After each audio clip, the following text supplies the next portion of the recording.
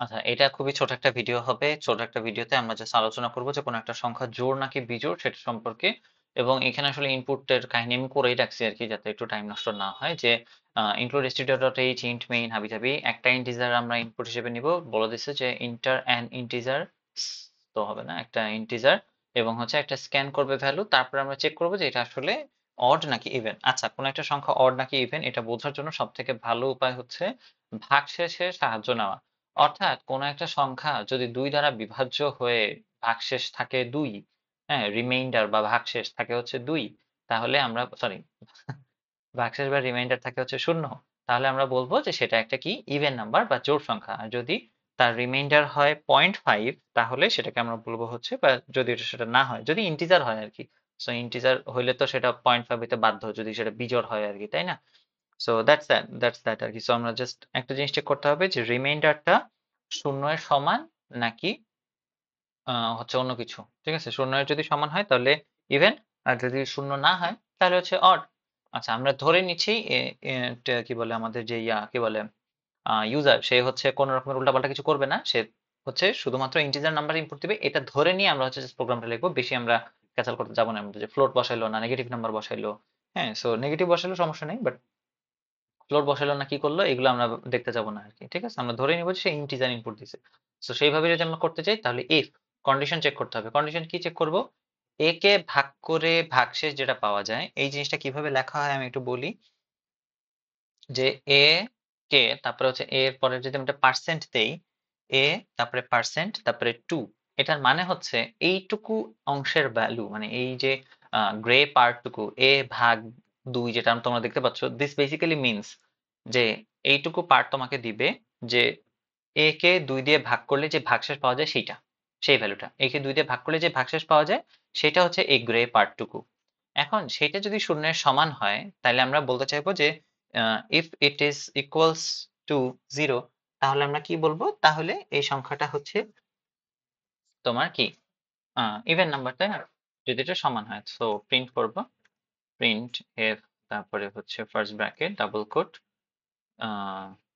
Your this is even, this is even, just এটা লিখে রাখলেই হবে আর কি। আমরা একটা স্ল্যাশ এন দিতেছি ভদ্রতা করে। স্ল্যাশ এন শুরুতে এবং শেষে দুই জায়গাতেই দিতে পছন্দ করি। Slash N slash N. So this is even. তো এটা বললেই হবে কি this is even or this is odd. তাহলে আমরা দেখতে পেলাম যে আমি এইটুকু পার্ট যেটা ছিল সেটা কেবলমাত্র হচ্ছে এ ভাগ ২, এটা দ্বারা আসলে বোঝায় একে দিয়ে ভাগ করলে যে ভাগশেষ পাওয়া যায় সেই সংখ্যাটা, এইটা যদি শূন্যের সমান হয় সেই জিনিসটা আমরা এখানে লিখছি আর কি। এখন এই জায়গাটাই হইতেছে একটা পার্থক্য আছে, সেটা হলো যে সমান কথাটা প্রোগ্রাম সরাসরি বুঝে না। সমান যদি তুমি দাও তাহলে সেই জিনিসটা কিন্তু ভ্যালু অ্যাসাইন করা বুঝায়। আমরা বলছিলাম এই যে এই জিনিসগুলোকে বলছিলাম আর কি ভ্যালু অ্যাসাইন করা। বাট এখানে তো আমি ভ্যালু অ্যাসাইন করতেছি না, এখানে জাস্ট আমি চেক করতেছি যে ভ্যালুটা সেম কিনা। সো সেইখানে দুইটা ইকুয়াল সাইন দেওয়া লাগে। অর্থাৎ এই লাইনটার মানে হচ্ছে যে কন্ডিশনটা হচ্ছে এখানে যে এ কে ২ দিয়ে ভাগ করলে যে ভাগশেষ সেটা শূন্যের সমান কিনা। যদি শূন্যের সমান হয় তাহলে সেটা হচ্ছে একটা ইভেন নাম্বার। আর যদি শূন্যের সমান না হয় তাহলে সেটা কি হবে, মানে এই ইফ, মানে এই স্টেটমেন্টটা যদি সত্যি না হয় তাহলে অটোমেটিক যে স্টেটমেন্ট সত্যি সেটা হচ্ছে কি, এটা অবশ্যই কি বিজোড় সংখ্যা হইতে বাধ্য। তো তখন আমি এখানে হইতেছে কপি করে লিখে ফেললাম যে দিস ইজ অড। তারপর আমরা পূর্ণ কি বলে এটার নাম কি, ইন্টিজার নাম্বারস ইনপুট দিয়ে দেখবো কি হয়। লাস্টে একটা রিটার্ন 0 করে দিলাম ভদ্রতার খাতিরে, করলে না করলে কিছু যায় আসে না। মানে এই টাইপের ছোটখাটো ফাংশনের জন্য বা ছোটখাটো প্রোগ্রামের জন্য আসলে রিটার্ন 0টা কিছু যায় আসে না। তো দেখি আমরা একটা ইনপুট দেই, ধরলাম আমরা দিলাম 25, বললো দিস ইজ অড। তারপরে যদি আমরা ধরো একটা দিলাম 30, সে বললো দিস ইজ ইভেন। অর্থাৎ আমাদের প্রোগ্রামটার ক্ষেত্রে আমরা দেখতে পাচ্ছি যে আমাদের just এই একটা লাইনে জাস্ট চেকটা হবে ৮ নাম্বার লাইনে, যে 0 দিয়ে ভাগ করলে, সরি 2 দিয়ে ভাগ করলে ভাগশেষ 0 কিনা। ঠিক আছে? তো কোনো একটা সংখ্যা ৩ দ্বারা বিভাজ্য কিনা এটার জন্য কি করা লাগতো, যে এখানে আমি 3 লিখতাম।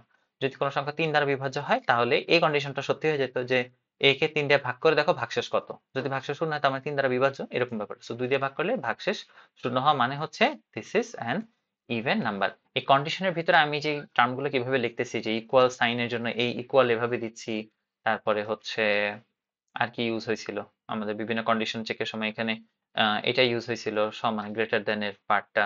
তারপরে এইখানে আমরা দেখছিলাম হচ্ছে এখানে গ্রেটার দেন লেস দেন দিয়ে হয়ে গেছে কাজ। এইখানে আমরা দেখছিলাম যে এখানে আমাদের এই যে অথবা যেই টার্মটা, এটা বোঝানোর জন্য আমরা দুইটা খাড়া দাগ দিছিলাম।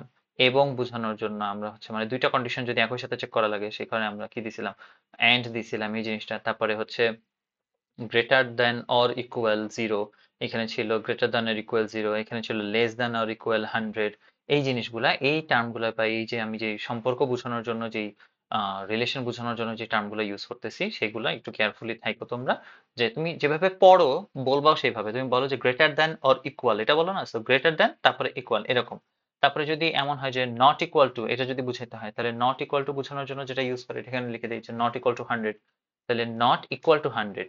বা তাহলে নট বোঝানোর জন্য সি তে ইউজ করা হয় এক্সক্লেমেশন সাইনটা, ঠিক আছে, নট এটা দিয়ে বোঝায় নট, তারপরে এই পার্টটুকু কি ইকুয়াল, তার মানে এইটা বুঝাবে হচ্ছে নট ইকুয়াল টু 100, এই লাইনটা বুঝায় আর কি, ঠিক আছে।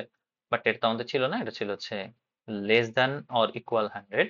সো নট ইকুয়াল বুঝলাম, আবার যদি শুধু 100 সমান হইতে হয় তাহলে দুইটা সমান চিহ্ন দেওয়া লাগবে আর কি, ঠিক আছে। এটা একটু মাথায় রেখো তোমরা, এই সম্পর্কগুলো জাস্ট একটু খেয়াল রাখো। কারণ এই সম্পর্কগুলো আমি খুব ডিটেলসে বলতেছি না বা লিখে দিচ্ছি না, আমি বেশ কিছু জায়গায় ইউজ করছি। তোমরা ওই ইউসেজ গুলো দেখো, আর বইয়ের ভিতরে তো মনে হয় এগুলো সুন্দর করে দেওয়াই আছে সিরিয়াল করে, বাট না দেওয়া থাকলেও কি করার আছে। বাট আমার নোট দেখে দেখে যদি তুমি কি মানে আমার প্রোগ্রামগুলো দেখে দেখে যদি তুমি একটু আলাদা করে রাখো জিনিসগুলোকে, তাহলে তুমি নিজে আবার আলাদা করে একবার চোখ বুলালে তোমার জন্য জিনিসটা ক্লিয়ার হয়ে যাবে। সো দ্যাটস দ্যাট, আমরা জোড় বিজোড় সংখ্যা বুঝে গেছি। পরবর্তী ভিডিওতে আমরা দেখবো হচ্ছে লিপ ইয়ার কিভাবে বের করে, লিপ ইয়ার নির্ণয় করার জন্য কোন program. Great time, all the very best.